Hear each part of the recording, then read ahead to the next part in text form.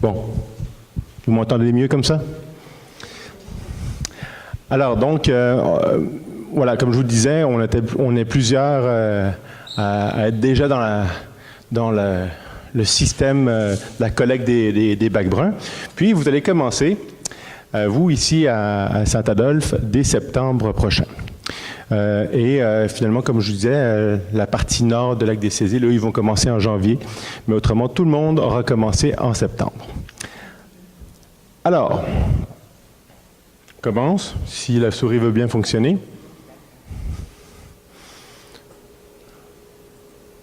Non, elle ne veut pas. Ah, voilà.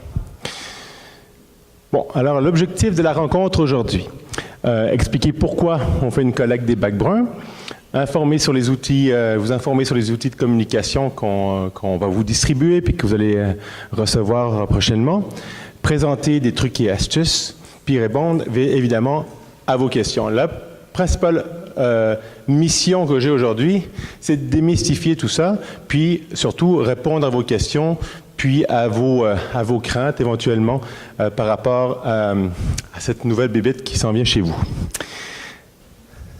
Alors, on va commencer par quelque chose d'assez simple, par un petit vidéo. Alors, j'espère que le son est assez fort, je mettrai le micro dessus. Donc, c'est un vidéo qu'on a développé, en fait, que la MRC des Laurentides a développé avec notre participation. Alors...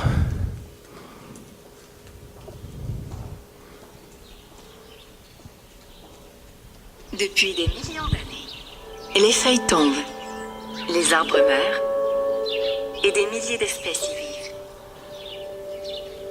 Pourtant, le sol de nos forêts n'est recouvert que d'une seule fine couche d'humus. La forêt ne connaît pas le concept de déchet. Le déchet est créé par l'homme. La nature recycle tout, mais pas nous. Saviez-vous que la moitié des déchets domestiques ont la capacité de se composter et de devenir un terreau riche en nutriments, exactement comme dans la nature? Ceci inclut les résidus de jardin verts et les résidus alimentaires, comprenant les aliments frais, congelés, séchés, cuits et préparés, ainsi que les restants de table et le papier et carton souillés. Les matières organiques servent à produire du compost, ce qui retient l'eau dans le sol, enrichit et fertilise la terre. On ne doit pas gaspiller cette ressource. La collecte des matières organiques est de plus en plus pratiquée au Québec. D'ici 2020, nous devrons valoriser les matières organiques plutôt que de les enfouir. Les matières organiques sont envoyées dans les centres de compostage industriel où une véritable armée de micro-organismes se met au travail pour effectuer la transformation. Dans le compostage industriel, les températures deviennent très élevées afin de préserver la qualité du compost et détruire des pathogènes et des graines de mauvaises herbes qui peuvent être présents. Ce compost servira à fertiliser la terre de demain et ainsi à augmenter la qualité de vie de nos enfants et des générations futures. C'est de mon avenir que l'on parle, alors s'il vous plaît, emboîtez le pas.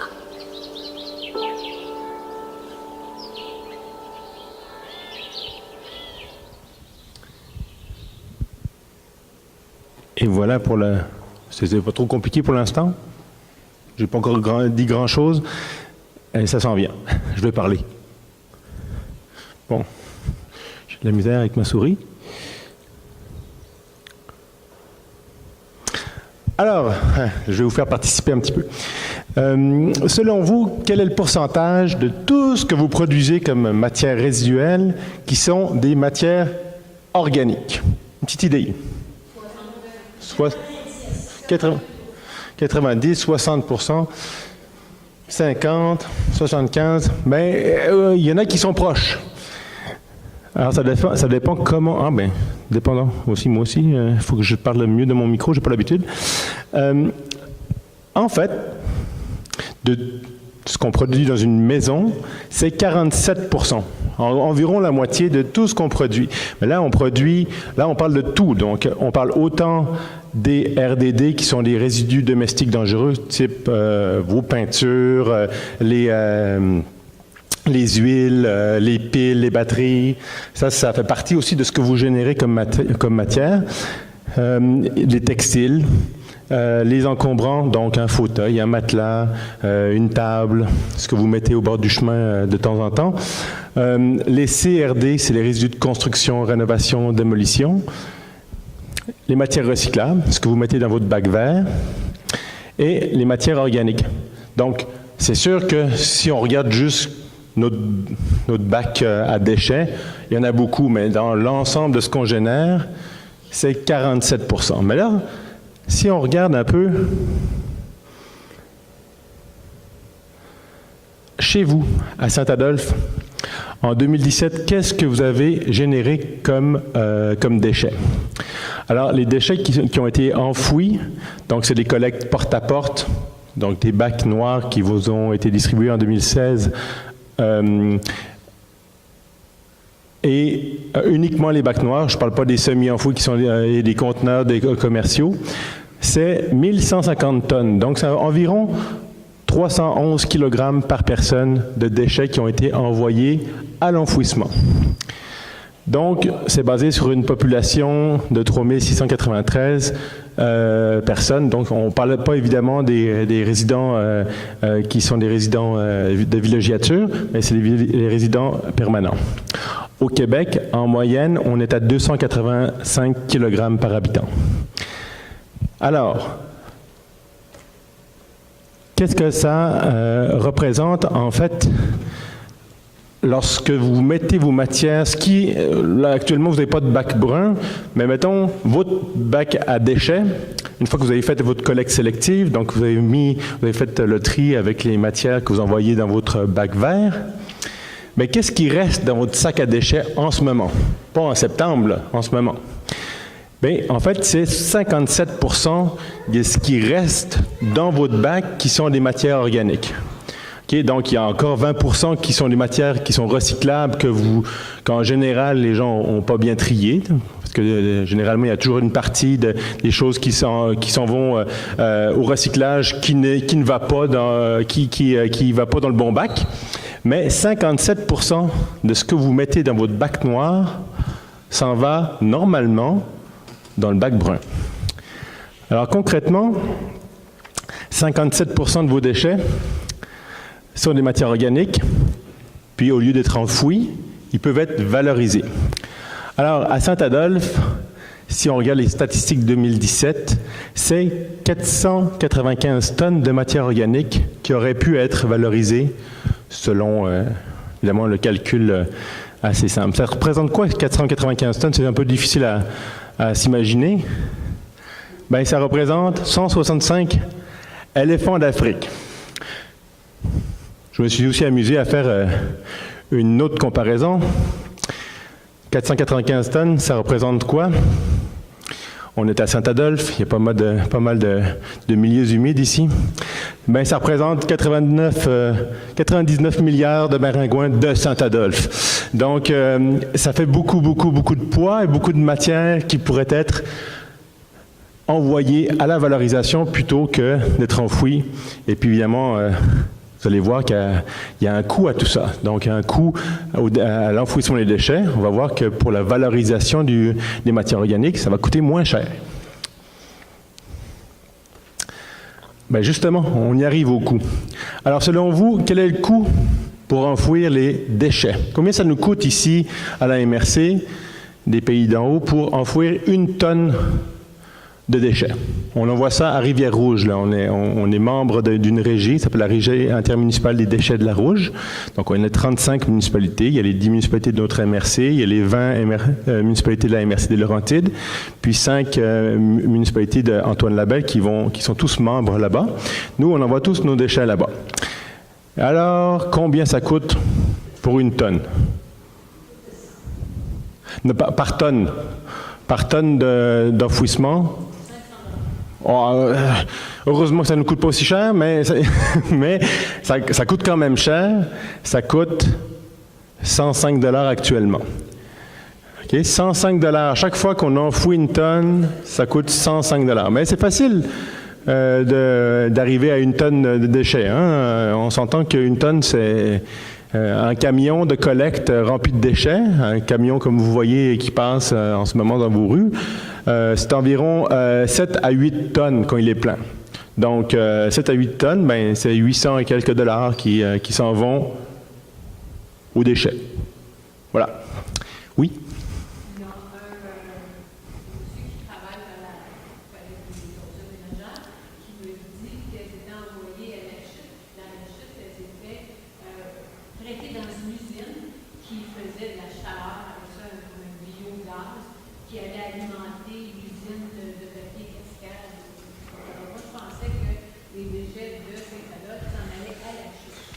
Alors non, les déchets de Saint-Adolphe s'en vont à Rivière-Rouge. Les déchets de vos voisins d'à côté, c'est-à-dire Harrington, par exemple, eux s'en vont à la régie intermunicipale des déchets de Argenteuil-de-Montagne, et c'est à la chute, effectivement. Mais nous, on n'est pas membre de cette régie-là, on est membre de la régie de la Rivière-Rouge. Il y a plusieurs municipalités qui ne sont pas membres de régie intermunicipale, mais qui s'en vont dans des lieux d'enfouissement privés. Et donc, on est toujours à la merci des coûts du privé. Là, on a un coût élevé, mais on sait le coût chaque année. Là. On sait combien ça coûte. Mais effectivement, c'est un portrait, un beau portrait. C'est-à-dire que oui, le gaz du site d'enfouissement permet d'alimenter, mais oui, en partie, mais c'est toujours un peu plus compliqué que ça avec des déchets parce que souvent les gaz ont à être traités, etc. Donc justement, je vais en parler tantôt, les gaz qui sont produits par les matières qui sont mis sous une cloche finalement hermétique, ça produit des gaz, ça se transforme, puis je vais en parler tantôt. Mais donc 105 $ pour chaque tonne enfouie, mais pour traiter ces matières organiques, donc pour ne pas les enfouir, mais les transformer en compost, ben, ça nous coûte un peu moins cher. Ça coûte 64 $. Et en plus, justement, on a une entente avec la régie dont vous parlez à la chute pour aller traiter nos matières là-bas. Donc c'est un peu plus proche. Et sur le site dont vous parliez tantôt, il y a évidemment un lieu d'enfouissement, mais aussi du traitement de matières organiques qui font du compost. Je vais vous montrer quelques photos un peu plus tard. Donc, on voit, c'est pas la moitié, mais pratiquement moitié moins cher pour traiter plutôt que pour enfouir. Actuellement, c'est 105 $, mais lorsque toutes les municipalités de la régie de la Rouge auront commencé la collecte des matières organiques, bien, ça va augmenter le coût à la tonne, parce qu'évidemment, il y a des frais fixes, puis il y a moins de tonnes de déchets qui rentrent. Donc, c'est sûr que le coût à la tonne de déchets va augmenter. Donc, actuellement, c'est 105, mais on pense que d'ici 2020-2021, on sera pas loin de 135 $. Donc, l'argument économique, ce sera encore plus facile à le comprendre dans quelques années. Mais actuellement, on est quand même avantagé si on envoie nos matières au traitement plutôt qu'à l'enfouissement. Alors, d'autres arguments que les arguments économiques, bien, il y a des arguments aussi légaux. Alors, la politique québécoise de gestion des matières résiduelles, et en fait, elle est connexe à un plan d'action, puis il fixe des objectifs. Parmi ces objectifs, il y en a plusieurs. C'est de réduire évidemment ce qu'on produit comme déchets, mais un qu'on a mis un peu plus en valeur, justement, valoriser 60% de la matière organique plus traçable. Ça, c'était à la fin 2015. C'est l'objectif de fin 2015, il fallait qu'on valorise 60% des matières organiques. Ben, je veux dire qu'au Québec, il n'y a pas grande municipalité qui sont rendues là. OK? Donc, ça, c'était un objectif très ambitieux, mais ce qu'il faut regarder surtout en bas, c'est que la politique dit qu'en 2020, il faut proscrire totalement l'enfouissement des matières résiduelles et des matières organiques. Donc, d'ici 2020, on n'aurait plus le droit d'enfouir les matières organiques. Donc, c'est pour ça que c'est le branle-bas de combat dans toutes les municipalités et MRC et régions du Québec pour embarquer la collecte des matières organiques. C'est parce qu'il y a aussi on se fait pousser dans le dos par le gouvernement. Et vous savez que, bon, ça c'est la politique gouvernementale provinciale, mais nous, au niveau régional, on a adopté, il y a 2 ans maintenant, un plan de gestion des matières résiduelles. Donc, on est obligé d'adopter une sorte de planification de qu'est-ce qu'on fait avec nos déchets. Et on a fait un PGMR, un plan de gestion de matières résiduelles, pour 2016 à 2020. Puis, on a évidemment fixé des objectifs qui sont réalistes. Et on se dit que d'ici 2020, on veut valoriser 60% des matières organiques. Donc, on est bien parti parce que je veux dire que la MRC et ses municipalités, on est dans les premiers au Québec où toute la MRC est couverte. On n'est pas les premiers, mais dans les premiers où toutes les municipalités sont couvertes par, à partir de septembre, puis pour quelques 200 portes à Lac-des-Saisies en janvier, mais on sera dans les premiers à avoir mis en place un système de collecte des matières organiques à l'ensemble de ces municipalités. Donc, on est parti de loin, mais on a avancé vite. Alors, c'est sûr que ça a créé des remous, et je le sais ici que ça a créé des remous, mais on fait des changements pour que, on essaie de faire des changements une bonne fois pour toutes, pour qu'après, on soit sur la bonne voie. Donc, je vais parler de politique québécoise. Au niveau régional, on a fait aussi notre planification. Et on parlait tantôt de gaz, d'émissions de gaz. Bien, c'est un autre argument, c'est plus un argument environnemental.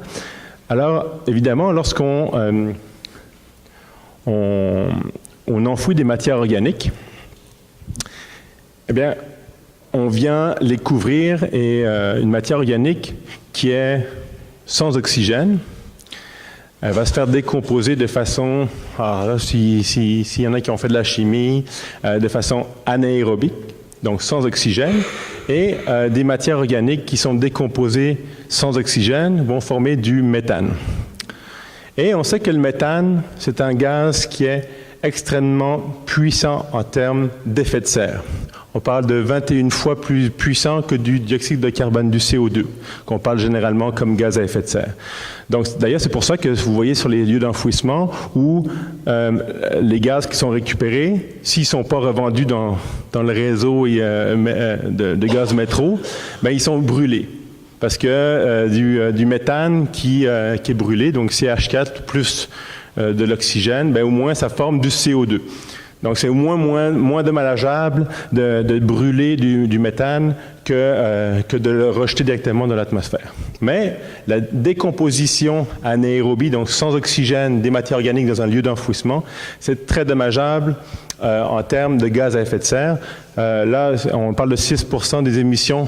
Évidemment, le transport au Québec, c'est énormément, prend une grosse partie des émissions de gaz à effet de serre, mais juste les lieux d'enfouissement émettent 6% de nos émissions totales au Québec.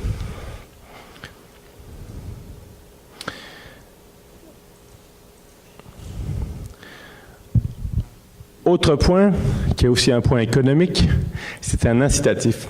Alors, le gouvernement a trouvé un moyen de pas nous forcer, mais nous pousser à être un peu plus proactifs. Donc, on parlait tantôt de combien coûtait une tonne d'enfouissement. Je vous ai parlé de 105 $. En fait, dans ce 105 $, il y a une redevance. C'est-à-dire que c'est à peu près 80 et quelques dollars plus 22,57. Donc, chaque tonne de déchets qui est enfoui dans un lieu d'enfouissement au Québec, que ce soit par des résidents, par du commerce, par de l'industrie, on doit payer à chaque fois 22,57 $. Et chaque année, ça augmente. Alors, cet argent-là, il est envoyé dans un gros pot au ministère, au ministère des Finances, finalement. Puis, lui, il va le redistribuer. Alors, cet argent-là, il est redistribué aux municipalités et MRC les plus performantes. C'est quoi une municipalité performante en termes de gestion de matières résiduelles? C'est ceux qui enfouissent moins, qui recyclent plus, qui enfouissent moins. Donc, on vous prélève de l'argent, mais par contre, on vous dit, si vous êtes bon, on va vous le redonner. Donc, il y a tout un calcul un peu complexe au niveau de la redistribution, mais non seulement ceux qui envoient moins de matière à l'enfouissement, mais aussi ceux qui ont commencé la collecte de la matière organique vont être avantagés. Donc, en fait, je vais aller un peu trop vite, on va inciter les municipalités à collecter les matières organiques, à moins enfouir, puis à plus recycler. Et je dois dire que dans les municipalités qui ont commencé, effectivement, ça s'est vu dans les redevances qu'on a reçues et ça a augmenté par rapport à d'autres régions qui n'ont pas commencé la collecte des matières organiques.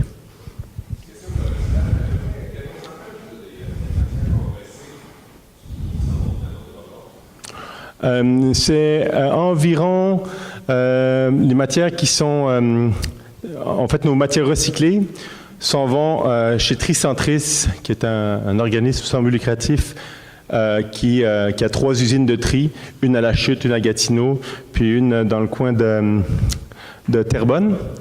Et c'est un organisme dont les membres sont des municipalités ou des MRC. Il y a plus de 200 membres. Donc, c'est un organisme où tous les profits de la vente des matières sont réinvestis. Alors, vous avez certainement entendu beaucoup parler de la crise du recyclage, etc. Ça c'est un gros lobby des centres de tri privés qui ne réinvestissent pas les profits dans l'amélioration de leur tri, mais qui le donnent à leurs actionnaires. Donc, nous, on est chanceux parce qu'on est membre d'un organisme qui a évolué et qui a mis en place des moyens de mieux recycler. Et en règle générale, on parle d'environ 10% des matières recyclées qui sont des matières non recyclables, qui sont envoyées à l'enfouissement de manière générale pour les 200 municipalités du Québec qui sont membres de Tricentris. 200 et quelques. Donc, c'est quand même négligeable. Et juste pour faire des pouces là-dessus, on parlait de la fermeture des marchés chinois, etc. Bien, maintenant, ils ont installé des tris optiques dans ces centres-là. Donc, c'est des machines qui fonctionnent en voyant si c'est, par exemple, les plastiques, les contenants en plastique. Il va savoir si c'est du numéro 6, du numéro 5, du numéro... Puis, ils vont toutes les trier à droite, à gauche. Et dans le centre de tri de Terrebonne, ils ont installé 2 tris optiques. Ça a permis finalement de réduire beaucoup les contaminants, permettant juste à Tricentris de retourner sur le marché mondial. Donc, d'autres centres de tri privés sont encore pognés avec leur matière, mais vous en faites pas.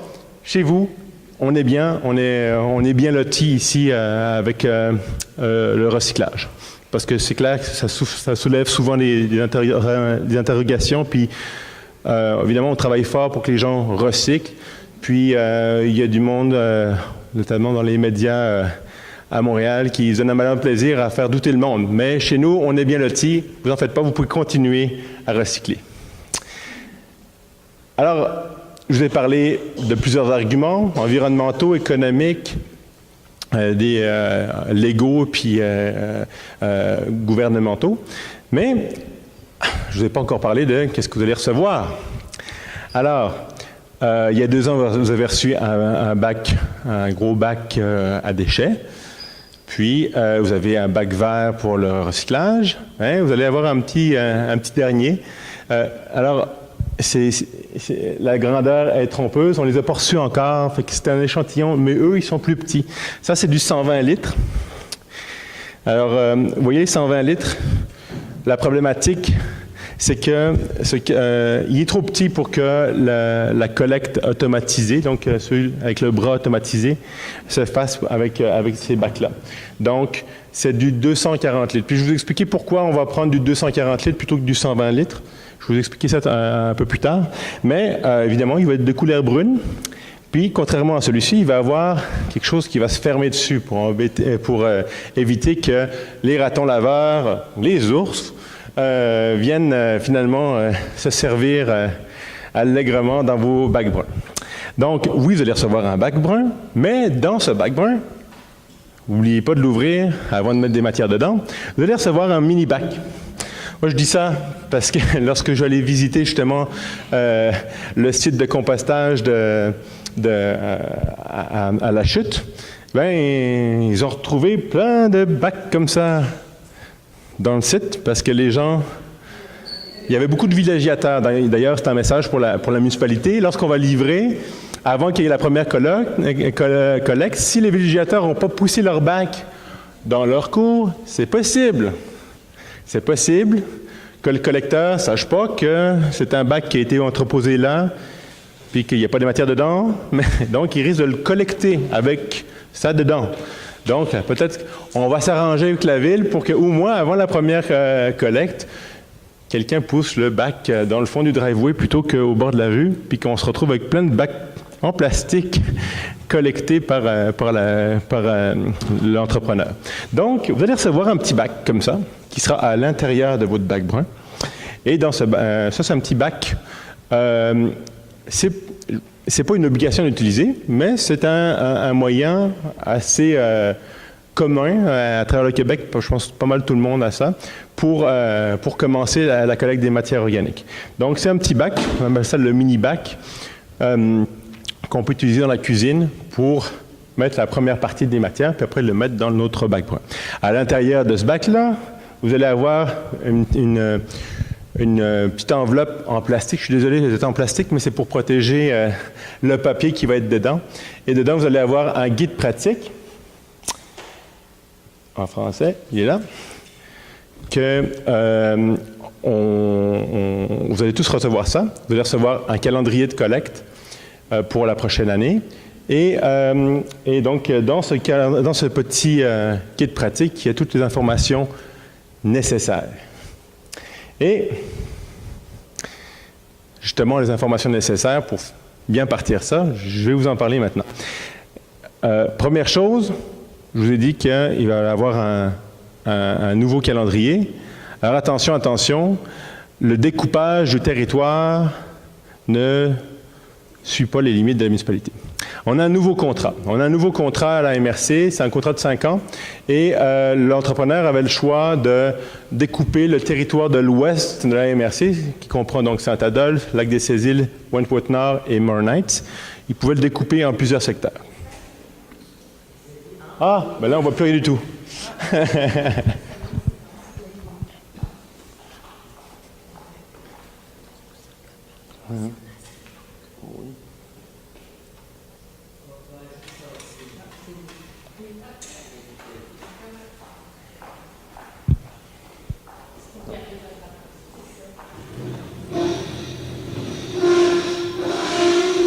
Oups.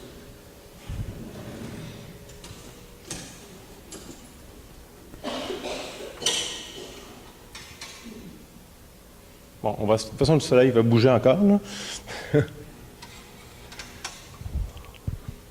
On est correct, là? Oui. Alors, votre territoire ici à Saint-Adolphe va être comme coupé en deux. Mais il y a une certaine logique quand même. On n'a pas fait ça pour le fun de vous couper en deux. En fait, c'est toutes les propriétés qui sont au nord du chemin Gémont, de la 364, sont collectées dans le secteur 1. OK? Ça va être en bleu. Puis ceux qui sont au sud de la 364 vont être collectés en même temps que le territoire de Wentworth-Nord et Lac-des-Cézilles. C'est juste une question de logique aussi, une question... Saint-Adolphe a beaucoup de propriétés versus Wentworth-Nord et Lac-des-Cézilles, il y en a moins. Si vous regardez même ici à Moore-Knights, bien, même eux sont coupés juste en deux. Donc, vous allez vous habituer à ça, c'est pour les 5 prochaines années. Alors, vous êtes chanceux, pour ceux qui habitent au nord de la 364, M. Charbonneau, vous allez être collecté le lundi. Wouhou!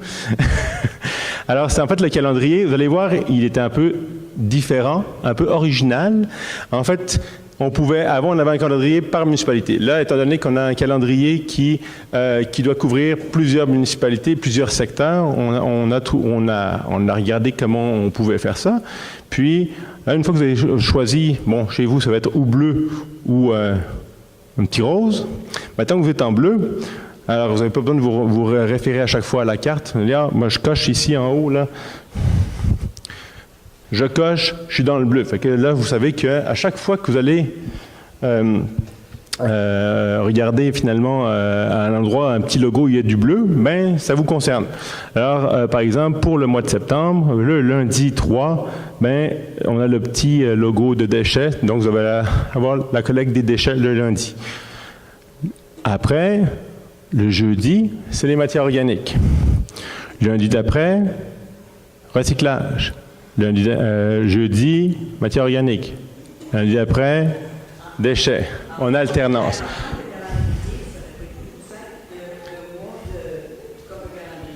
Ben, on a essayé. On a essayé, puis on a essayé dans tous les sens, puis c'était le moyen le moins chargé qu'on a trouvé.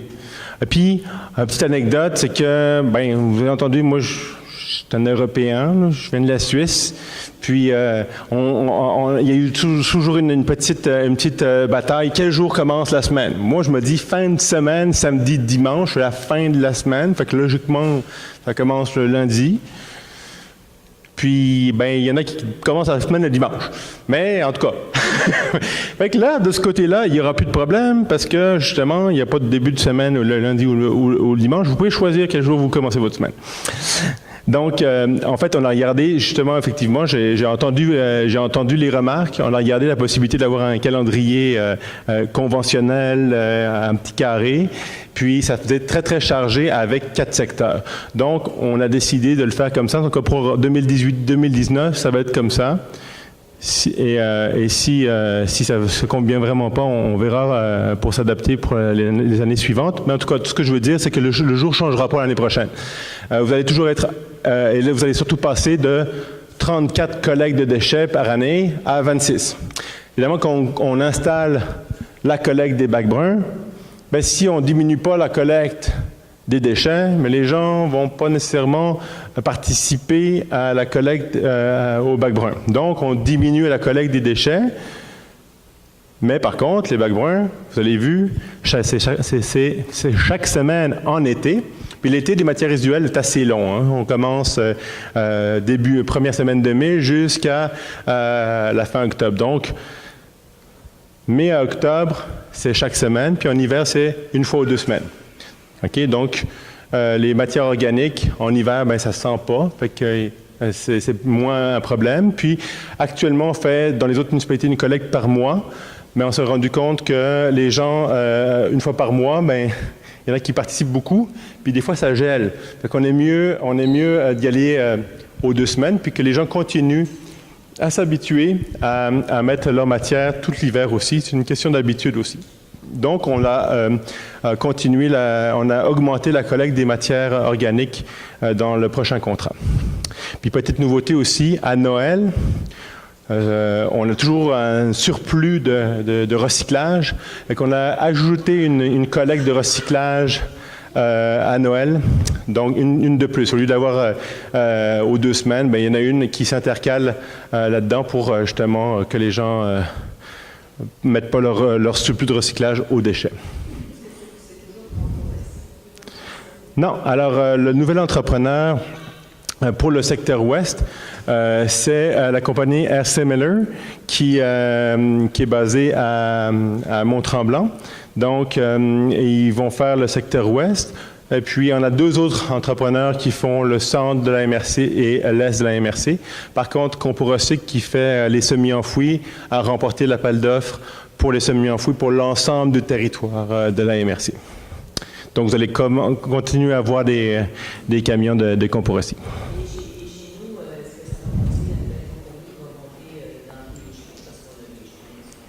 Oui, puis justement, il s'équipe de nouveaux équipements. Donc, il est très...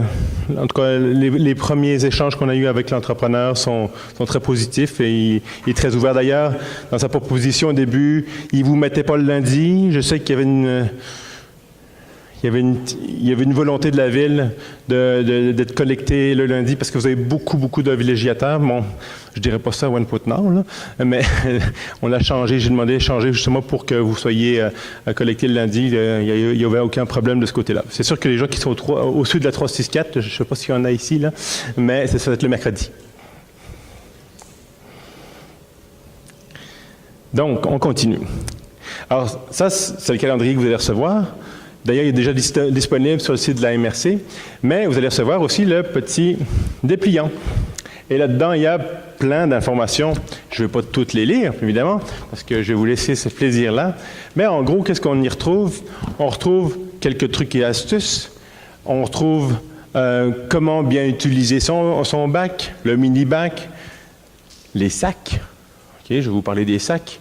On a aussi toute une liste non exhaustive, évidemment, parce qu'il y a tellement de choses qui s'en vont dans le bac brun qu'on n'a pas tout marqué, mais je vais vous en lister quelques-uns après. Vous allez peut-être être assez surpris, d'ailleurs.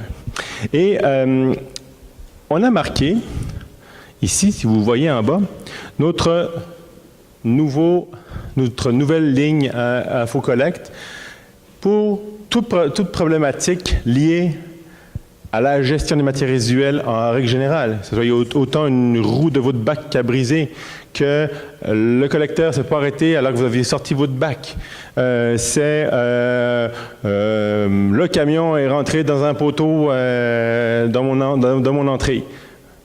Il va falloir que vous ayez le réflexe. D'ailleurs, sur vos bacs, ce sera indiqué le numéro. C'est un numéro gratuit.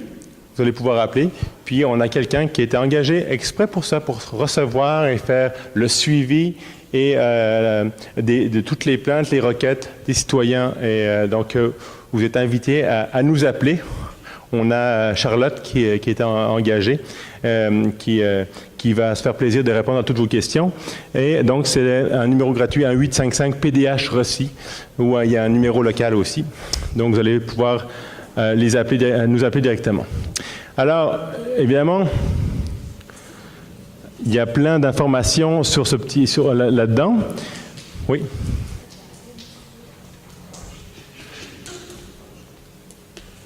Hein? C'est bon? On se déplace avec le soleil. Je vais y revenir tantôt un peu sur les matières acceptées et non acceptées. Je vais vous parler du bac. En fait, des bacs. Les bacs que vous avez chez vous, les gros bacs avec des roues, ils appartiennent à la propriété. Donc, vous ne pouvez pas dire, ben moi, j'en veux pas de ce bac. On l'entend souvent. Moi, je ne veux rien savoir de ce bac-là. Mais le problème, c'est que si vous déménagez, ben là, on a un problème, parce que si vous ne l'avez pas pris, ben ça ne marche pas. Vous êtes obligé de le prendre. Si vous décidez de ne pas l'utiliser, ben mettez-le dans la remise, mais il appartient à la propriété. C'est donc autant le bac brun que le bac vert, que le bac noir. C'est concrètement, c'est sûr que c'est vous qui le payez parce que l'argent ne tombe pas du ciel, mais il appartient à la propriété. Et donc, par contre, ça c'est le vôtre. Je vous le dis là, moi il n'est pas comme ça le mien que j'ai, moi j'habite après vous, mais moi je m'en sers pas. Non, je m'en sers pas. Ben, je m'en sers pas pour les matières organiques. Non, c'est pas ma boîte à lunch, j'aurais pu, là. Mais non, mais je m'en sers pour autre chose, une poignée. Moi, je m'en sers pour arroser ma patinoire en hiver. J'arrose patinoire avec ça. Parce que moi, je sers dans un plus gros bac. Je vais vous montrer quelques petits trucs après. Mais il vous appartient. Fait que vous allez pouvoir faire ce que vous voulez avec votre petit bac si vous ne l'utilisez pas pour les matières organiques. Alors, pourquoi, comme je vous l'ai dit, ça, c'est pas le bac que vous allez recevoir, il est un peu plus gros, mais pourquoi on a un si gros bac? Pourquoi on prend un 240 litres? Il y a plusieurs raisons, j'en ai donné une tantôt pour la question technique. Finalement, les camions ne sont pas capables de prendre des 120 litres parce que la pince n'est techniquement pas capable de prendre des petits bacs comme ça. Mais il y a d'autres raisons. Les résidus verts. OK? Alors, c'est sûr qu'on recommande, on favorise que vous gériez vos résidus verts, c'est-à-dire les feuilles, puis les petites branches, puis le gazon, sur vos propres terrains. Évidemment, un déchet qu'on n'envoie pas ou qu'on ne transporte pas, ben c'est un déchet qui coûte beaucoup moins cher. C'est sûr qu'à 64 $, oui, ça coûte pas, c'est pas de l'enfouissement, mais 64 $ versus je le mets dans le fond de ma cour ou je coupe mon gazon puis je laisse les rognures de gazon directement là. Ben c'est sûr que on va favoriser le fait que vous fassiez de l'herbicyclage, c'est-à-dire que vous passiez votre tondeuse et vous ne preniez pas de sac après la tondeuse, ça va couper finalement le gazon, ça va venir amender le sol puis fertiliser le gazon. Déjà ça, c'est déjà pas mal. Puis le feuillicyclage, c'est un drôle de nom ça, mais feuillicyclage, c'est aussi de passer sa tondeuse sur les feuilles. Ça aussi, ça va donner de l'engrais, c'est du carbone, les feuilles c'est du carbone. Donc, ça va donner de l'engrais à votre gazon. Mais c'est sûr que si vous passez votre tondeuse avec à peu près 1 pied de feuilles, ça ne va pas aider votre gazon. Vous allez avoir un beau paillis, mais pas...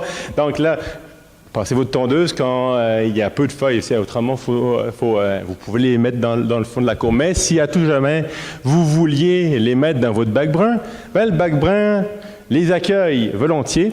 Donc, vous pouvez mettre vos feuilles dans le bac brun.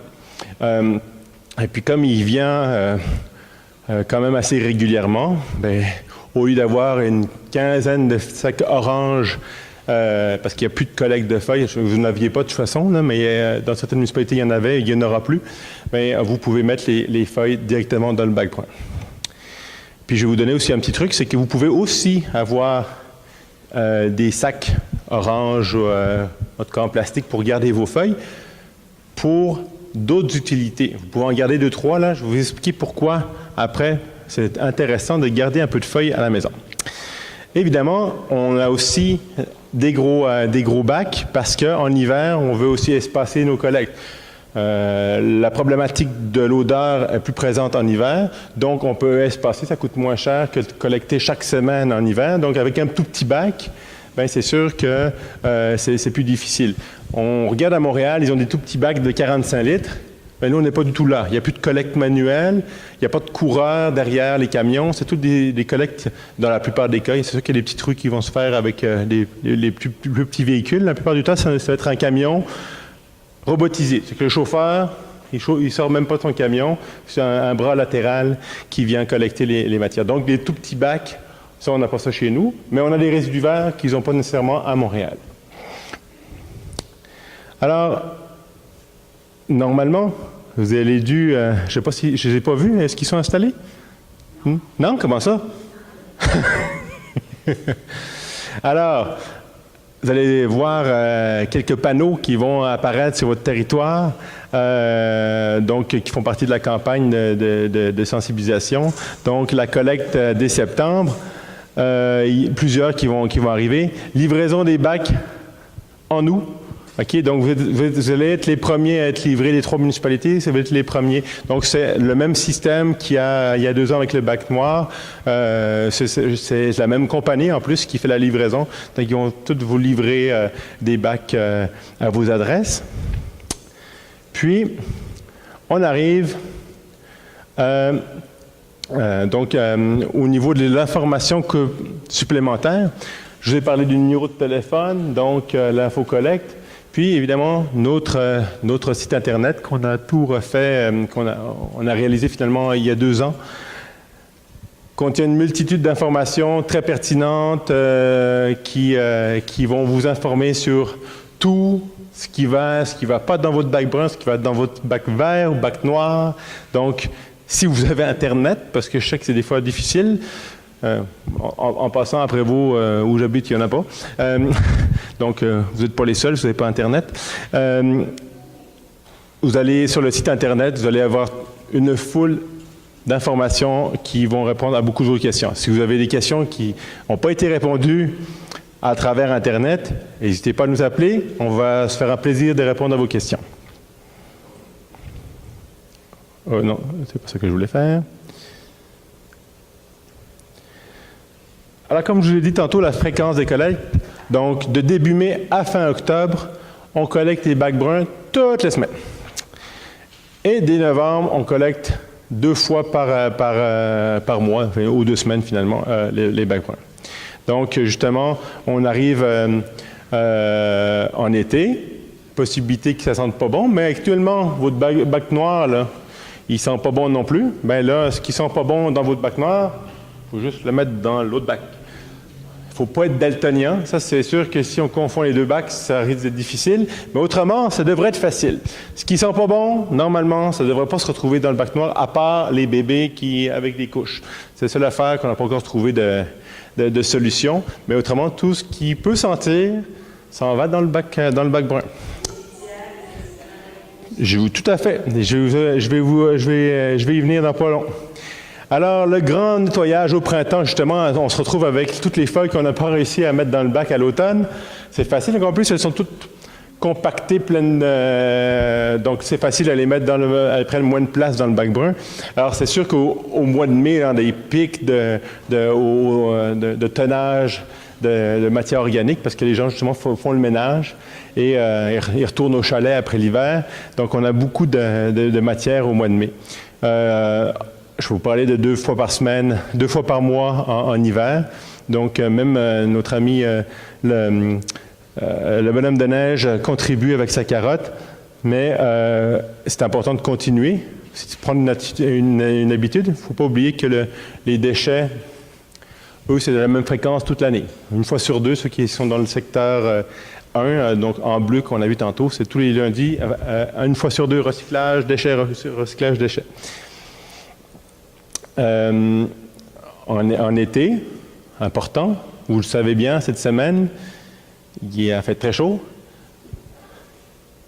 Il faut éviter de mettre son bac en plein soleil, essayer de le mettre à l'ombre, justement. On vous le rappelle sur les affiches qui vont... toutes ces affiches-là, vous les retrouver dans la municipalité, mais dans la MRC aussi, parce qu'évidemment, vos voisins de Mornite et un peu plus loin Saint-Sauveur ont les mêmes affiches. Donc, vous allez voir ces panneaux à plusieurs endroits aux entrées de la ville. Alors, 3 règles simples. Vous vous souvenez probablement qu'ils ont beaucoup véhiculé le message pour le recyclage. J'y arriverai. J'arriverai? Non? J'arriverai pas. Contenant, emballage imprimé. Contenant, emballage imprimé. Avant, on parlait de plastique, verre, métal. Là, c'est contenant, emballage imprimé. Si c'est un contenant, un emballage, un imprimé, ça s'en va dans le bac vert. Bien, on a une autre règle pour le bac brun. C'est assez simple. Et ça, on va chercher à peu près 95% des matières avec est-ce que ça se mange ou est-ce que ça fait partie de quelque chose qu'on a mangé. Genre, j'ai mangé le poisson, il me reste les arêtes. OK?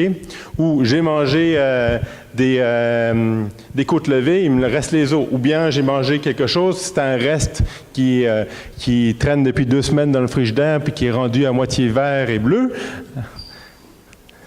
On peut le mettre dans le bac brun, évidemment. Donc, ça se mange ou ça fait partie de quelque chose qu'on a mangé, ça va dans le bac brun. Ça peut être aussi un bon spaghetti à viande. Les restes, on met tout ça là-dedans. Épluchure, évidemment, tout ce qui est épluchure, fruits et légumes, ça va de soi, c'est assez facile. Mais tout ce qui est animal, végétal, cuisiner, et on va éviter de mettre de tout ce qui est liquide. Donc, mettons un bouillon, là, on ne va pas mettre ça là-dedans, là. Mais autrement, on peut tout mettre dans le bac brun. Juste un instant. J'ai jeté de la viande dans mon bac noir. Oui. Et j'ai eu des petites blanches partout. Oui. Si je jette ça dans le bac brun, je vais avoir des petites bébites partout. Oui, en fait, les matières que vous mettiez dans le bac noir, comme je vous disais, c'est la même chose que ce qui va dans le bac brun. Donc, si vous mettez de la viande en ce moment en plein soleil dans votre bac noir, vous allez aussi avoir des petits verres. OK? C'est la même chose. Donc, il y a plusieurs petits trucs. Un qui est assez facile. Si vous pouvez attendre la veille de la collecte pour mettre surtout que votre, tu sais, on essaie de le laisser au frigidaire ou au congélateur, puis d'y mettre au bac brun au dernier moment.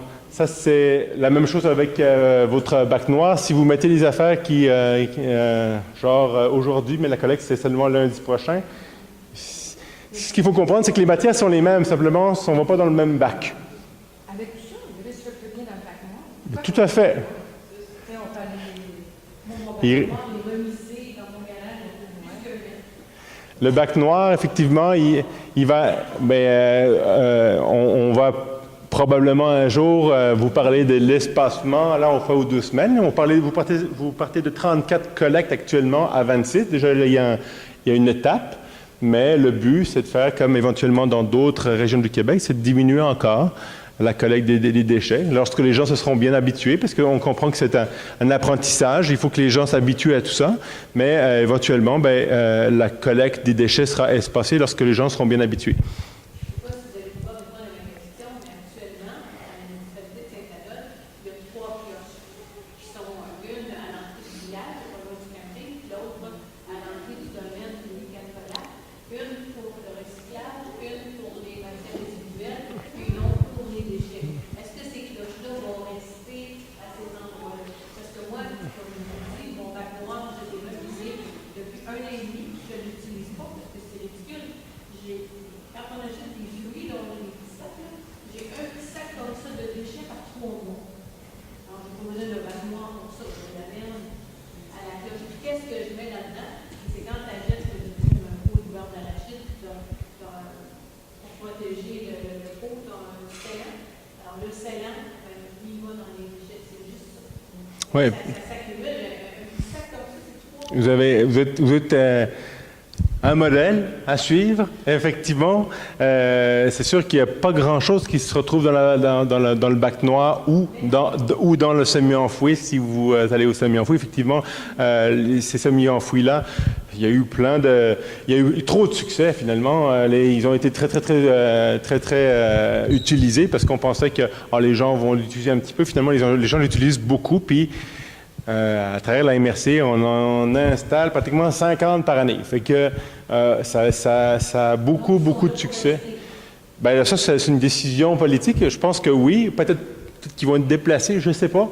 Mais je pense que oui, en général, il y a même, je pense, une autre série qui a été commandée, je ne m'en rappelle plus. Là. On regarde, évidemment, on va vers les meilleures pratiques. Puis, de collecter une propriété qui est à 3 km toute seule, puis qui est là une fois sur 2, c'est sûr que c'est un non-sens en termes de transport, de gaz à effet de serre, etc. Donc, on essaie de trouver, de rationaliser finalement tous les chemins pour... mais ça, c'est beaucoup de travail, puis ça se fait... On en a fait beaucoup, puis là, on essaie de poursuivre le travail, mais ça ne se fait pas du jour au lendemain. Mais vous êtes un bon exemple effectivement, si on faisait parfaitement le recyclage puis les matières organiques, il ne nous resterait plus grand-chose dans le bac noir. Tu avais une question, marc de café? Oui, marc de café, tout à fait. Donc, le marc de café.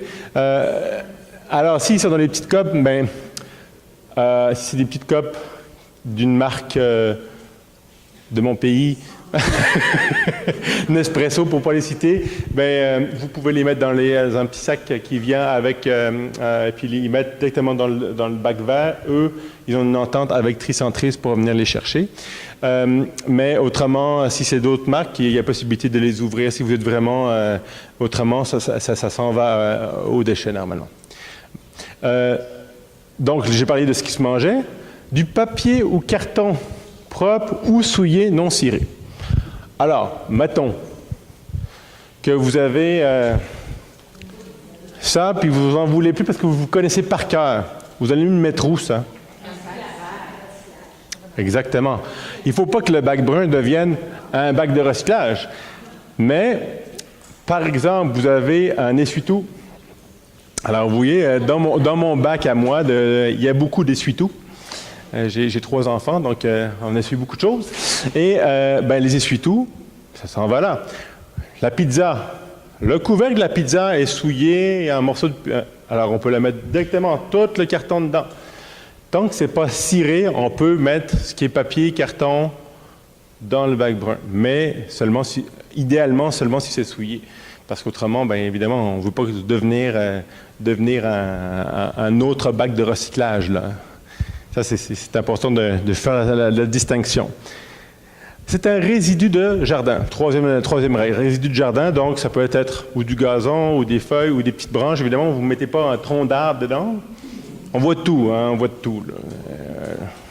Mais des petites branches, mettons, qui font jusqu'à 1,5 pouces, 2 pouces maximum de diamètre, et puis qui rentrent dans le bac, vous pouvez les mettre dedans. Comme je vous disais, on va favoriser l'herbicyclage, les feuillicyclages, mais vous pouvez mettre là-dedans. Vous retenez ces 3 règles-là, là, puis vous allez chercher beaucoup de choses. Mais après, il y a d'autres choses. Puis là, justement, j'y viens à un peu plus de détails. Ça, c'est il est là-dedans. Donc, vous allez la voir. Mais ce n'est pas une liste exhaustive, mais les choses qui sont... Je vais vous juste les énumérer. Donc, la nourriture, cuite, crue, avariée, les fruits et légumes, les pâtes alimentaires, riz, le pain, les céréales, les bonbons, le café, les coquilles de crabe et de homard. C'est la saison de homard. Ça, c'est dur, hein? Ben, il n'y a pas de problème. Vous allez mettre ça là-dedans. Après 6 semaines dans du compost industriel, il ne reste presque plus rien. Donc, les coquilles d'œufs, les écailles de noix, les sachets de thé, la viande, les os, les poissons, la nourriture pour animaux. Ben, on préfère que les animaux la mangent, mais mettons, voilà. Ce qui est papier, carton souillé, donc assiette, carton souillé, les boîtes de pizza, etc., les essuie-tout, les mouchoirs. Ah ben non, hey, je suis malade, là, c'est plein de pathogènes, je ne vais pas mettre ça là-dedans. Ben oui. Vous pouvez mettre les mouchoirs. Alors, en hiver, généralement, là, dans le bac brun, là, c'est rempli de mouchoirs. OK?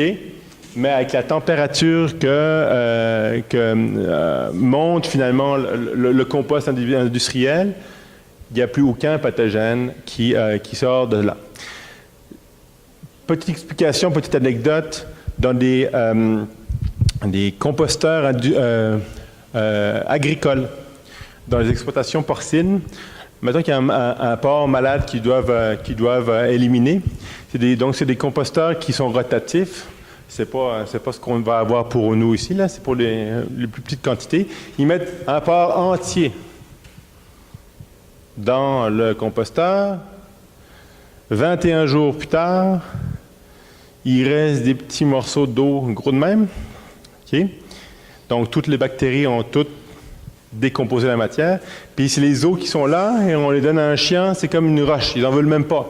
Il n'y a plus rien dessus. Okay? Donc, le mouchoir ou la crotte de chien qui va là-dedans, ou la litière pour chat, après le processus de compostage, il n'y a plus aucun pathogène qui se retrouve là-dedans. Donc, aucun risque, vous pouvez les mettre dedans. C'est quoi la température? On a mesuré la température dans le gros tas de compost? Oui. Alors, on parle entre 60 degrés Celsius et 75 degrés Celsius. Donc, c'est très élevé et c'est la raison pour laquelle ça se décompose. Et je vais en parler après aussi, pourquoi dans le composteur domestique que vous faites à la maison, éventuellement dans la petite cloche noire, bien, on ne peut pas tout mettre non plus parce que la température n'est pas aussi élevée. Donc, oui.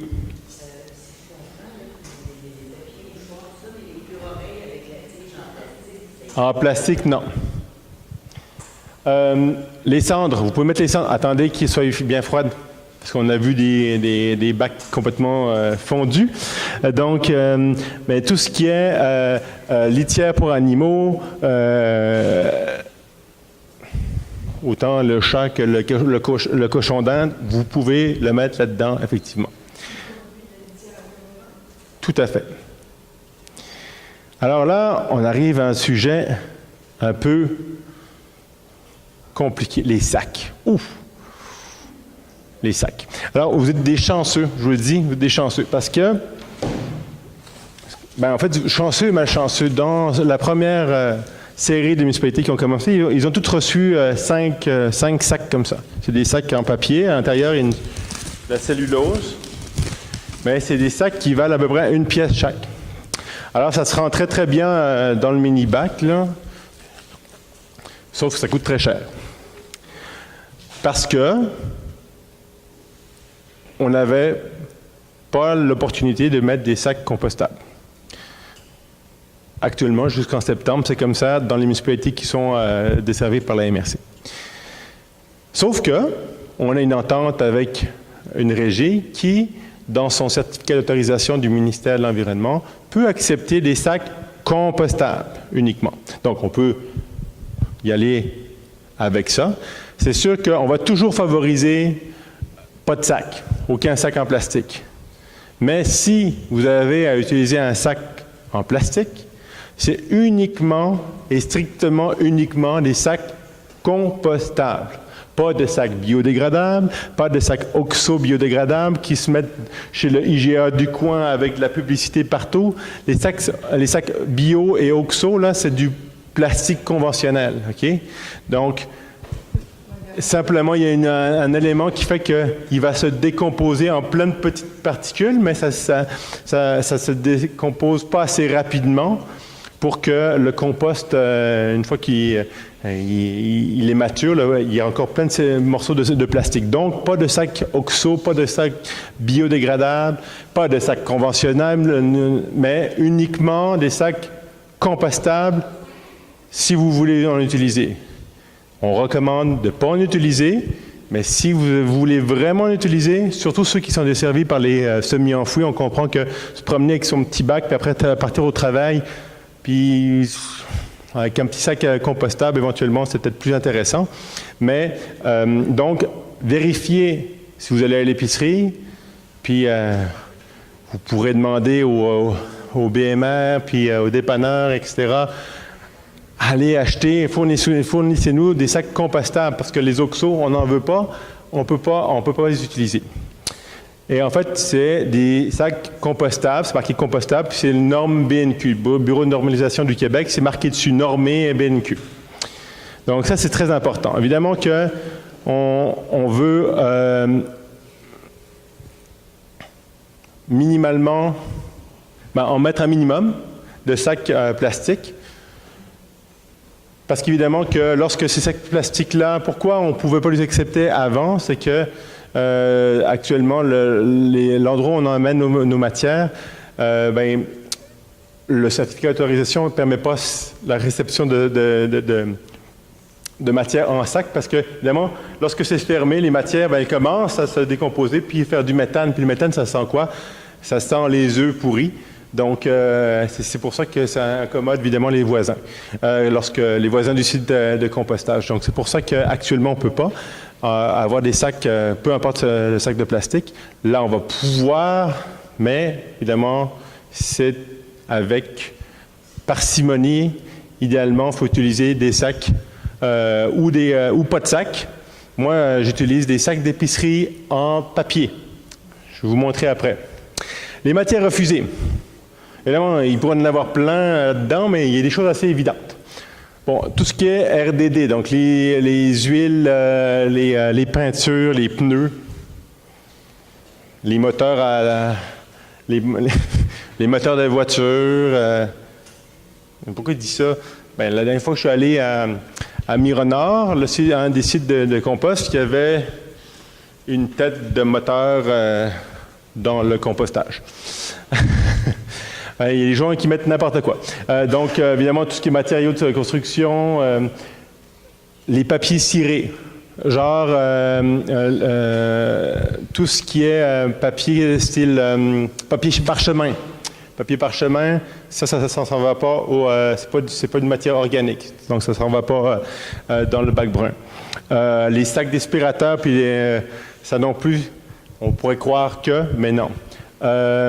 Les petites affaires là pour sentir bon dans la sécheuse, les bandes, etc., ça y va pas non plus. Des fois, on retrouve un écureuil mort que le chat a à moitié décapité. Non, ça va pas là-dedans. Parce qu'il ne faut pas oublier qu'il y a du monde aussi qui reçoit ça des fois. Hein. Il y a des mondes qui trient aussi, là. Fait que les animaux morts, c'est comme un peu moins le fun. Oui.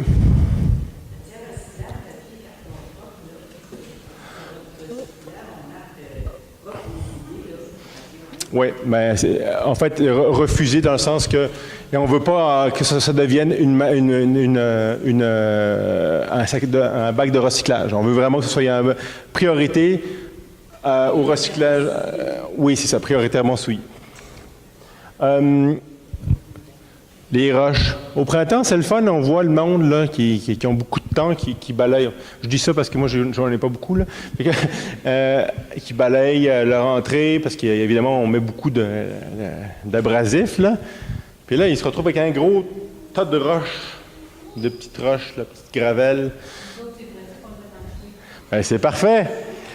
Mais ceux qui ont des entrées en asphalte, ils ne le mettent pas dedans. Ben, on voit du monde qui remplissent leur bac. Si ce n'est pas accepté, imaginez là, 105 $ la tonne pour l'enfouissement, là, vous remplissez un bac, vous venez de faire payer à la communauté 100 piastres de roches que vous allez enfouir alors que vous pouviez probablement mettre ailleurs sur votre terrain. Donc évidemment, ça ne s'en va pas non plus parce que c'est pas organique, c'est pas mal minéral la roche, juste de même. Évidemment, tout ce qui s'en va à l'écocentre, etc., ça s'en va pas là-dedans. C'est des évidences, mais des fois, de les rappeler, ça peut être intéressant. Je vais accélérer un petit peu. Donc, le processus, vous faites à manger, vous avez des résidus entre oignons de pomme, etc., vous mettez ça dans votre midi-bac, si vous utilisez votre midi-bac, vous le transférez dans le bac, puis après, vous le sortez au bord du chemin. Ah, c'est pas trop compliqué, finalement. Il faut juste prendre l'habitude de séparer les matières. Et ça, vous le savez maintenant, comment placer votre bac. Petite démonstration avec le petit bac là. J'ai mini-bac, moyen bac, puis le bac que vous allez recevoir. Alors, le bac, j'ai les poignées ici, ma maison est ici. Je l'amène comme ça au bord du chemin. Et c'est sûr que... Donc, le camion avec son bras latéral, il va venir ça, il va faire va s'ouvrir. Je vous ai dit tantôt, il y a à quoi loquet sur le bac. Alors, ce loquet-là, c'est une sorte de serrure, de stoupe. Il faut le tourner pour ouvrir le bac. Et il n'y a pas de serrure avec une clé, là, mais c'est une barrure. Et lorsque le bac est comme ça, il est barré, s'il tombe, il va s'ouvrir. Vous pouvez les tests, vous allez voir même des ours. Vraiment, un ours en malgré, il arrive peut-être à passer à travers, mais normalement, ça règle pas mal tous les problèmes de genre, surtout les laboratoires qui sont les spécialistes du bac. Alors, en fait, ce petit loquet-là, lorsque ça se met à 45 degrés, ça s'ouvre tout seul. Puis, lorsque je descends, il sera comme ça.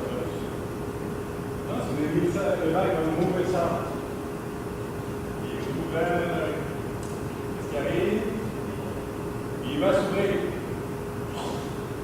Et puis, qu'est-ce qui va couler le long du bac et qui va rester le long du bac? Ben, un peu de jus de matière organique qui fait la concentration, qui va faire quoi? Attirer de l'acétone, et en plus, il va rester le bac. Donc, OK. En plus, il est flèche, ouverte dans le pied. Donc, tout simplement, et le placer à peu près à 1,50 m du bord de la rue. Vous le mettez à pied, le bras ne sera pas assez long. Donc, il faut que vous le placiez pas trop loin de la rue. Puis que si vous partez et que vous laissez vos bacs à être collectés la semaine, il ne faut pas les coller. Avec le bras, si ils sont trop collés, les bacs, ils ne pourront pas faire la collecte des bacs. Donc, il va falloir que vous espaciez les bacs d'environ une cinquantaine de centimètres pour que 18 pouces pour que vous puissiez vous faire collecter vos bacs. S'ils sont collés, le collecteur ne pourra pas les collecter. Je vous parlais tantôt de sites de compostage industriel.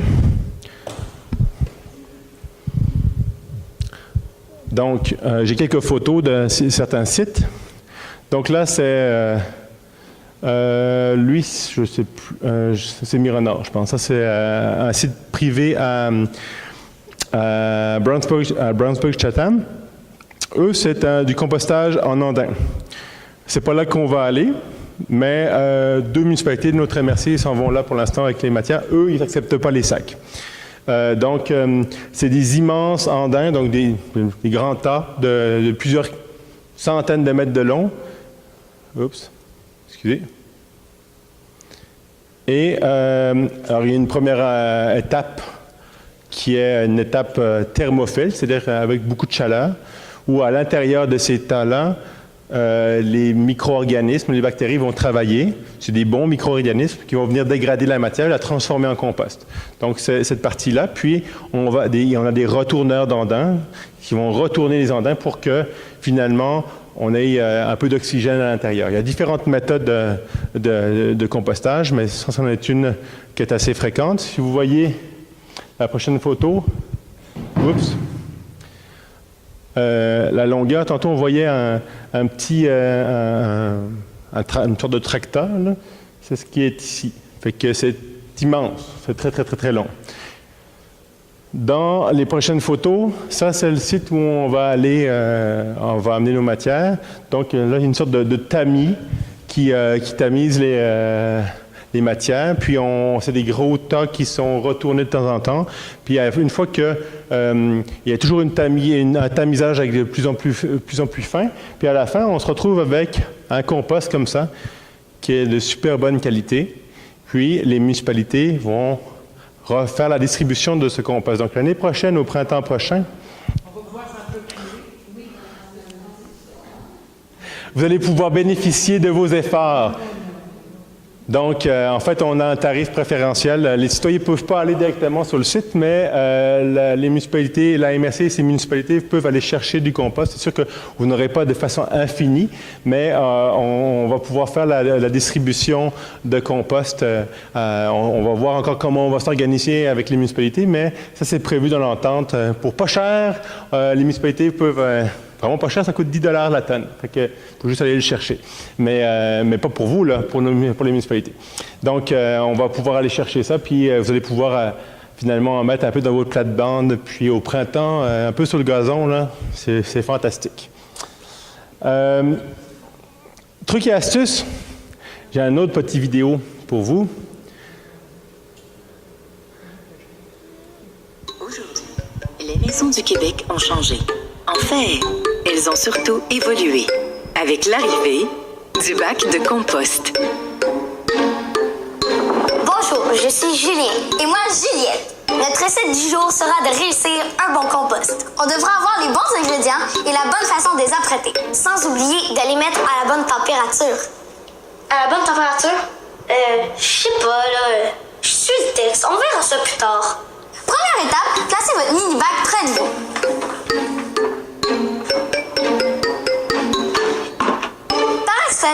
Je suggère de toujours placer un papier journal dans le fond pour garder votre bac propre. Wow, Juliette, il y a des spéciaux en fin de semaine sur les jouets. Oups, je te laisse continuer. Vous pouvez y mettre toutes sortes d'ingrédients. Des fruits, des légumes, des œufs, de la viande, du poisson et du poulet. Oui, mais attends, ne mets pas tout. La viande, la volaille et le poisson, on peut les emballer et les congeler. Comme ça, on aura moins d'odeur et d'insectes. Oh, c'est ça, ton histoire de bonne température! Oui, c'est ça. Et on les met dans le bac seulement le jour de la collecte. Voilà comme ça. D'ailleurs, il n'y a pas juste des résidus alimentaires qui entrent dans le bac brun. En plus de la nourriture, crue, cuite et périmée, il y a aussi les papiers et les cartons souillés, dont les assiettes ou les verres en carton souillé, les boîtes de pizza par exemple, les essuie-tout et les mouchoirs souillés, les feuilles, la litière, les cendres, le gazon, les plantes, les branches, les coquilles de crustacés, les arêtes de poissons, les cheveux et... les poils! Les poils. Ok, coupé. Tenez votre jus, monsieur Julien. Wesh, il est passé date, ce jus-là! Hey, non! Prends pas l'habitude de jeter tes liquides dans le bac, parce que l'hiver, ça va geler. Puis d'ailleurs, ton bac au gros soleil, faut qu'il soit à l'ombre. Oui, c'est vrai, j'oubliais. Hey, toi aussi, tu parles de température? Aussi, il faut mettre votre bac brun au chemin, même s'il y a presque rien dedans. Allez, Juliette, plus vite! Ne collez pas vos bacs bruns aux autres parce que des petits animaux vont se faire un festin. Pour entretenir votre bac brun et éloigner les bêtes, il vous suffit de saupoudrer régulièrement du bicarbonate de soude ou du sel et de le nettoyer avec un peu d'eau ou du vinaigre blanc. Appliquez une crème au menthol ou un onguent contre la toux autour du couvercle pour éloigner les bêtes.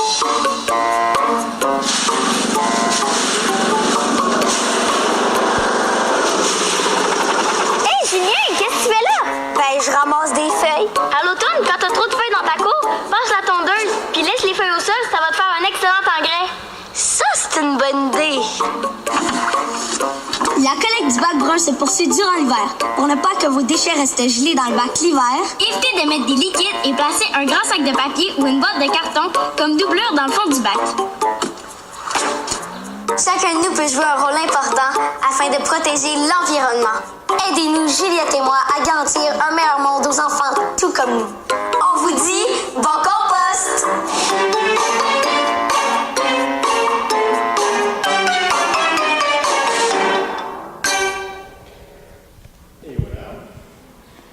Ça résume pas mal tout.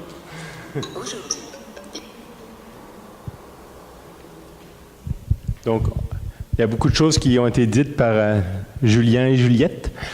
Les meilleurs atouts, les meilleurs alliés, l'ombre, je l'ai dit tantôt, pas mettre son bac en plein soleil, le papier journal dans le fond du petit bac, où il y a des origamis que vous pouvez faire avec des circulaires.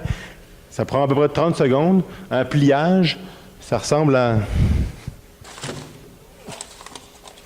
Bon, là, il est un peu magané, là. Ça, c'est en tout petit, là, mais en fait, même sur le site Internet, il est marqué qu'il est parfaitement de la bonne grandeur pour un petit bac comme ça. Vous pouvez faire ça, vous mettez vos affaires dedans, puis lorsque vous en avez assez, vous le mettez dans le bac brun. Les sacs de papier. Alors, demandez aux propriétaires d'épicerie du coin. Ils ont à peu près triplé leur production de sacs en papier, comme on utilisait dans le temps, les sacs en papier d'épicerie, parce que les gens prennent ça justement pour le compost. Donc, moi, c'est ce que je fais d'ailleurs chez nous. Les résidus verts, idéalement secs, parce que quand ils sont humides, ben là, ils vont plus sentir aussi. Puis, l'entretien du bac brun, c'est important. Je vais reprendre un exemple de la campagne de Prévost, où c'est les Denis de relais là, qui sont toujours habillés en brun. Puis il dit, un brun, ça se lave. Oui, effectivement, un bac, il faut le laver de temps en temps, à la hausse, parce qu'évidemment, si on y met un peu des matières pêle-mêle, ils vont s'accrocher dans le fond. Donc, un coup de hausse, on parlait du bicarbonate, il y a plein de petits trucs là, mais le laver, c'est déjà un gros morceau. Si on lave à la hausse, là, ça va faire déjà une bonne job. Dans la cuisine, pour éviter les petites mouches à fruits, etc., ben, attendez pas qu'il soit complètement plein, votre petit bac. Sortez-le régulièrement.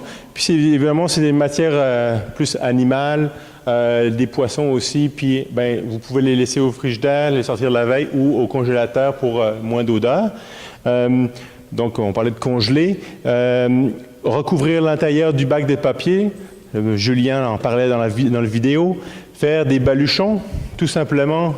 La circulaire, vous épluchez vos matières, hop, puis vous mettez ça dedans, ça c'est facile.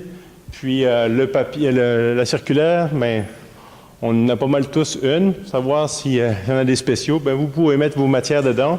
Vous faites des papillotes, des petits baluchons que vous mettez soit directement là-dedans, puis après vous transférez, ou ceux qui utilisent maintenant des sacs de papier d'épicerie, ben vous pouvez mettre ça là-dedans, puis le transférer ensuite dans le bac brun.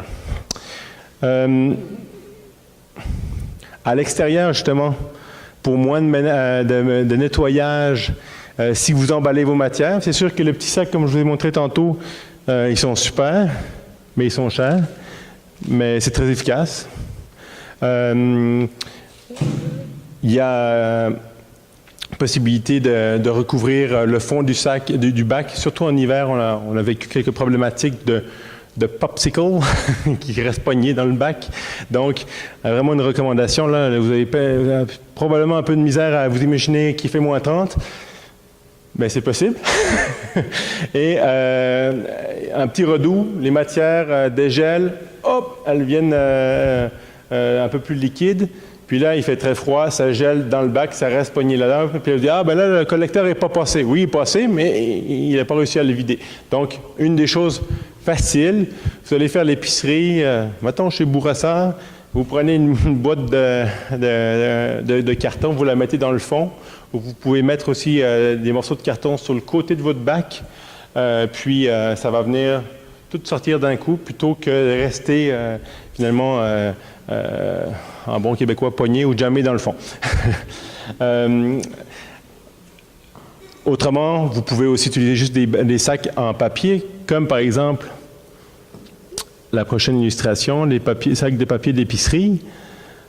Si vous emballez toutes vos matières dans ce genre de choses-là, puis attendez pas, comme moi, dès qu'ils soient pleins, mais à moitié, vous le repliez, vous mettez ça dans le bac brun. Non seulement si vous n'attendez pas jusqu'au bout, il ne risque pas de vous lâcher dans les mains parce que c'est quand même généralement humide, les matières, mais en plus, ça va venir finalement éviter que tout votre bac soit sale, puis ça va aussi éviter que les mouches rentrent à l'intérieur. Si vous enveloppez bien vos matières dans ce genre de sac-là, bien, les mouches ne viendront pas à l'intérieur des matières.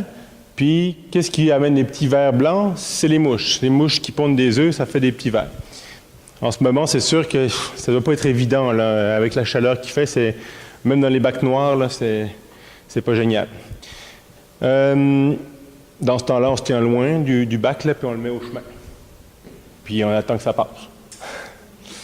C'est la même chose avec votre bac noir en ce moment. Je l'ai déjà fait, celle-ci. Hop. Alors, au lieu d'acheter des petits sacs en papier, comme je vous ai montré, vous pouvez simplement prendre des sacs d'épicerie. Il y a différents systèmes qui se vendent en quincaillerie de sortes de bacs qui se tirent sur des rails en dessous de l'évier de la cuisine. Il y a des choses très, très simples, très faciles. Vous pouvez non seulement utiliser votre petit bac, mais vous pouvez aussi utiliser des petits bacs style Canadian Tire, 7 $. Vous me rentrez votre sac de papier IGA dedans, puis il rentre pas parfaitement, mais presque. Puis là, vous pouvez avoir une famille nombreuse, puis mettre vos matières là-dedans. Et moi, c'est exactement ça que j'utilise. D'ailleurs, c'est mon bac. Et si vous voyez, j'ai un autre petit sac ici derrière. C'est ce qui me reste de sacs à déchets. Donc, ce que ça fait aussi, l'implantation du bac brun, c'est que on a tendance à être plus efficace et meilleur dans le tri des matières recyclables. Donc, on recycle plus. Statistiquement, à travers le Québec, les municipalités qui ont embarqué dans la collecte du bac brun ont augmenté leur taux de recyclage parce que les gens disent, quitte à trier, je vais le faire bien jusqu'au bout. Donc, on se retrouve avec des fois, on fait des concours. Là. Okay. Cette semaine, on fait 0 déchet. Alors, des fois, c'est sûr qu'il y a des choses qui s'en vont aux déchets comme papier cellophane, par exemple. Là, le plastique cellophane, ça s'en va pas au recyclage. Mais on est capable de vraiment réduire beaucoup, beaucoup ce qui s'en va à l'enfouissement. Bon, ça, j'en ai parlé tantôt. Puis, on a parlé dans la vidéo, des petits trucs. Puis ça s'en va aussi sur le site Internet, sur le dépliant, de le rincir, sortir son bac. Ça, c'est tout simplement, « Ah, mais j'ai juste un petit sac. » Sortez-le pareil. Parce que le petit sac, il va se mettre à se décomposer, puis il va sentir pas bon. OK? Comme vous avez votre poubelle noire, puis vous avez juste un petit sac, si vous attendez un mois avant de le mettre au bord du chemin, il va sentir pas bon aussi. C'est les mêmes matières, donc même si vous avez un petit sac, mettez votre bac au chemin, ça c'est déjà quelque chose d'important. Mais on a plein de façons de faire pour éviter aussi que les animaux arrivent et viennent dévaliser nos bacs bruns. Vous êtes chanceux, vous allez avoir ce système dont je vous parlais tantôt, la petite barrure en haut, là. Il y a différents systèmes. Vous voyez, c'est une affaire qu'on tourne, ça vient ouvrir ça. Puis, ça, c'est vraiment à l'épreuve des animaux. Puis, vous n'avez pas besoin de mettre de bungee ou d'une grosse roche dessus, parce que finalement, ça fait le même travail. Puis, en plus, vous pouvez quitter, puis vous n'avez pas besoin de... Parce qu'évidemment, qu'un bungee, le problème, c'est que si tu as oublié de l'enlever le jour de la collecte, imaginez. Fait que, il y a toutes les matières qui sortent à plus ou moins à moitié à côté du mais là, vous n'aurez pas ce problème-là. Vous êtes chanceux, vous aurez des bacs qui sont bien adaptés pour votre type de territoire, finalement. Alors, en hiver, je vous ai dit tantôt, tapisser le fond du bac avec du carton, utiliser des sacs de papier. Le composteur domestique, on dit, ah, ben moi, j'ai pas besoin de faire ça, j'ai un composteur domestique. Oui, mais il y a des choses dans le composteur domestique qui s'en vont pas. Il y a des choses que vous produisez qui ne s'en vont pas dans le composteur domestique. Par exemple, là, on le voit mal, mais la litière d'animaux, des épis de blé d'Inde, tout ce qui est animal.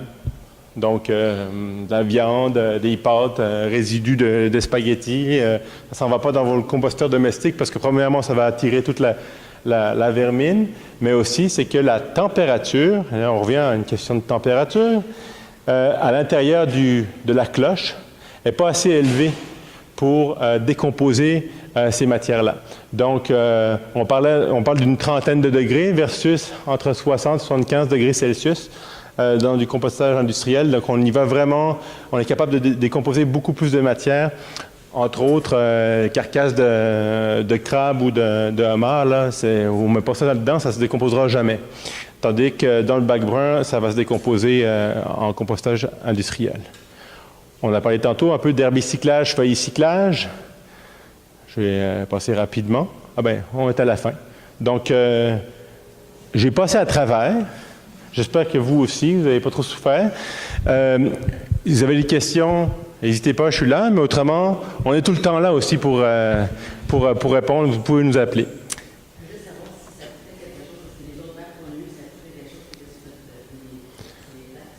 Alors, c'est sûr que le bac coûte quelque chose. Alors, comment la Ville va vous le charger? Ça, je ne le sais pas, mais M. le maire va peut-être y répondre. Les bacs bruns ont été payés au complet avec le surplus de l'an passé. C'est ça, il n'y aura pas de frais pour ça. Bien, donc, vous avez la réponse. Ils ont déjà été payés, évidemment. Question.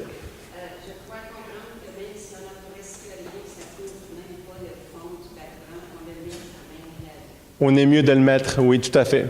Pour éviter justement qu'il y ait peut-être des insectes, etc. Puis si vous avez vraiment pas grand-chose, puis vous ne voulez pas sortir votre bac, vous pouvez toujours l'amener dans une des cloches. Ils ont été installés pour les villégiateurs à la base, justement pour le monde qui ne sont pas là toute la semaine. Et il y a de la place dans les matières organiques. Attendez, je vais juste Une deuxième question, la grande quantité de compost qu'on a vu c'est quand même pas un citoyen ordinaire qui va aller s'en acheter un peu pour son jardin. Quelle est l'utilité de ces grosses montagnes? Alors,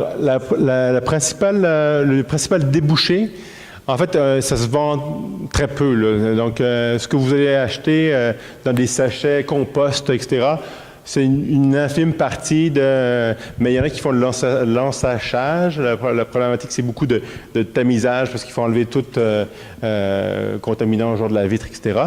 Mais autrement, c'est beaucoup de valorisation agricole. Donc, c'est les agriculteurs qui vont mettre ça comme engrais sur leur champ.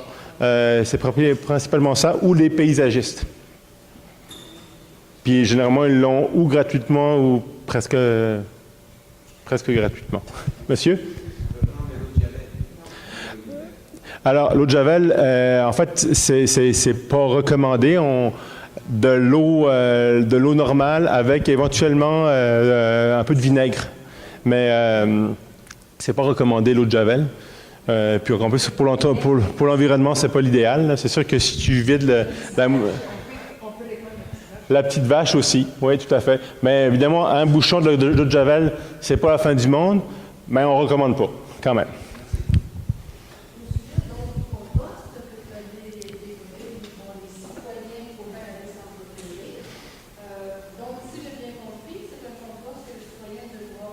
Non, c'est que les municipalités, parce qu'évidemment, c'est de l'administration pour les gens là-bas, ça coûte presque rien. C'est 10 $ la tonne, là, c'est comme donné, là. Mais simplement, il ne va pas en avoir des quantités énormes. Il va falloir probablement, on ne sait pas encore comment on va s'organiser, on n'a pas parlé, mais ça, c'est un des éléments qui est important aussi, c'est que vous allez tous faire des efforts. Il y en a qui c'est plus facile que pour d'autres, mais vous allez pouvoir bénéficier finalement du produit de vos efforts. Donc ça, c'est important, ça. Parce que dans la municipalité, dans le Saint-Sulpice, eux autres, ils sont justement dans le postage des participants depuis plusieurs années. Puis, en guise de reconnaissance ou de remerciement aux citoyens, c'est ça, c'est que les citoyens vont chercher X sacs de compost gratuit. Ouais. Ben, en fait, c'est ça. Il y a différents systèmes. C'est sûr que nous, on ne peut pas envoyer nos citoyens directement au site de compostage parce que on n'a pas le droit de rentrer. Sauf qu'un camion de la municipalité va pouvoir y aller, puis on va regarder où on va. Par exemple, dans certaines municipalités donnent des sachets. Il y en a qui vont y mettre dans des enclos, puis les gens vont venir y pelleter. Faut voir. C'est généralement beaucoup de succès. Donc, des fois, il faut rationner le monde qui veulent repartir avec des trailers entiers de compost. Donc, il faut regarder aussi, je pense qu'il va y avoir certainement un juste milieu pour que tout le monde puisse en bénéficier, mais on va regarder comment on va s'organiser. Mais ça fait partie de ce qu'on veut faire pour l'année prochaine, par contre. Oui. Monsieur? J'ai des questions et commentaires sur la problématique des bacs. Oui. Parce que, avant tout, là, je suis entièrement d'accord avec l'objectif visé. Sauf que ça s'adresse à des résidents. Tu as parlé d'environ 3600. Les fins de semaine, on est 12 000 et c'est tout le monde, toutes les familles composées de qui reçoivent des bacs. Je demeure dans un domaine où sur 185 habitations, on est peut-être 35, 45 résidents. Tout le monde a 2 bacs, là on va en avoir 3. Et ça veut dire que la personne qui retourne après la fin de semaine prend ces 2 bacs et les met sur le bord de la route. Ils n'auraient pas sorti du bord de la route. C'était déjà affreux. Ce qui était de belle route avec la nature, là, tout ce qu'on voit, c'est des bacs. En fait, on voyait 2 bacs dans la maison. Là, on va avoir 3. Ce bac-là, le bac brun, durant l'été, la personne qui part le dimanche le débarque. Si tu passes le vendredi, il va y avoir beaucoup de bébés qui vont être passés dedans. Ça va être répandu à terre. Ben, justement, là, je vous arrête parce que justement, avec le système, il est vraiment à l'épreuve, à part, comme je dis, un ours, là, mais il n'y a aucun raton laveur qui est capable, à part, il y a des écureuils qui mangent le plastique, mais autrement, il n'y a pas de, même s'ils le mettent à terre, il ne s'ouvre pas. Si j'étais une personne qui est la fin de semaine, quand je repars pour la semaine, je le débarque. Non, il n'y a rien, il n'y a pas de serrure. C'est juste, ça s'ouvre ou ça se ferme et le collecteur, lorsqu'il le vide, quand il le repose, ça se rebarre tout seul. Non, c'est quand on met, mettons, un Benji, un élastique, merci. Je reviens à la pollution visuelle que des gens avaient avec 2 bacs. Oui, alors ça c'est sûr qu'on a posé le pour et le contre, on a regardé toutes les solutions, on a eu des débats à travers toutes les Laurentides, parce que vous n'êtes pas les seuls. Oui. Mm-hmm. Il aurait suivi à faire, parce que malheureusement, dimanche soir, ça déborde de partout. Et ils ont probablement doublé le nombre d'immenses bacs. Il y avait répondre aux besoins. Mais si, et ça permet de avoir des bacs qui traînent partout, qui n'ont pas de bruit. Oui. En fait, moi, je vous répondrai par ceci, c'est que je suis tout à fait d'accord avec vous, premièrement. D'amener le monde à faire du compost, c'est déjà une première étape. Les semis-enfouis, c'est une solution extraordinaire, mais ça, c'est un changement d'habitude énorme. C'est-à-dire que si tu dis que, ben moi, je te donne pas de bac, plus de bac, mais tu es obligé d'amener tes matières, ça, c'est un changement d'habitude qui est encore plus grand que essayer de mettre tes matières dans le bac brun. Donc, une première étape, c'est le bac brun, mais je sais qu'il y a une grande ouverture des élus ici, mais ailleurs aussi dans notre MRC, pour instaurer de nouveaux lieux d'apport volontaire. Parce que vous dites, vous avez parfaitement raison, c'est que ça déborde, c'est qu'il y a de ça trop de succès. Et surtout dans un milieu de villégiature comme le vôtre, où il y a beaucoup de monde qui s'en va le dimanche soir, les gens ne veulent pas laisser leur bac au bord du chemin, donc ils vont mettre leur matière dans des semis enfouis. Donc, il y a des endroits qui se prêtent particulièrement bien, mais il y a des difficultés techniques que les gens ne voient pas nécessairement aussi. C'est de la propriété aussi, parce que les gens, souvent la municipalité n'a pas nécessairement de terrain qui sont adéquats pour mettre ce genre de semis-enfouis-là.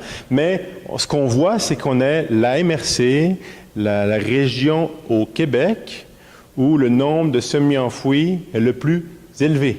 En 2 ans, on a installé plus que partout ailleurs au Québec.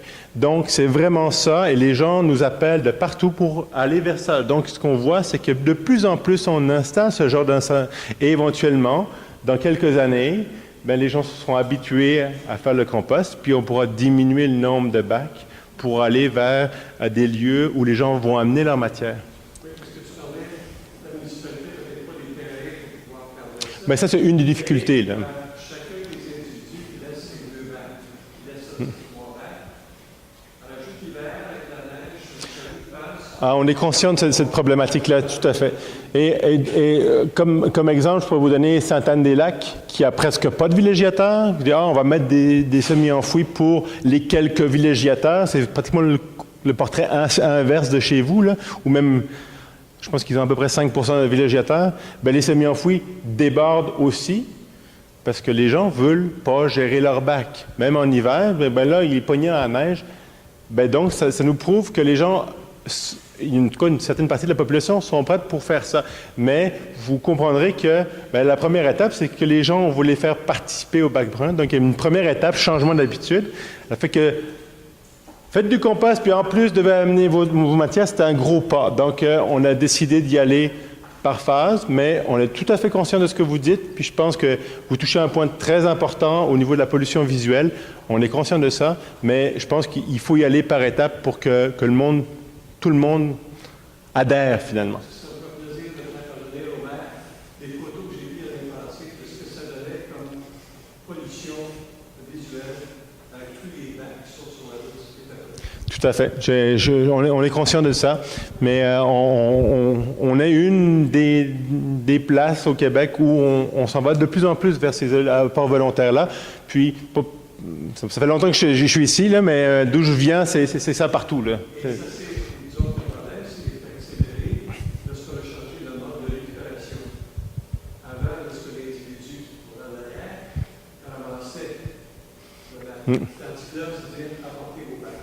Oui, c'est sûr que c'est que ça a aussi une incidence sur les coûts. Hein.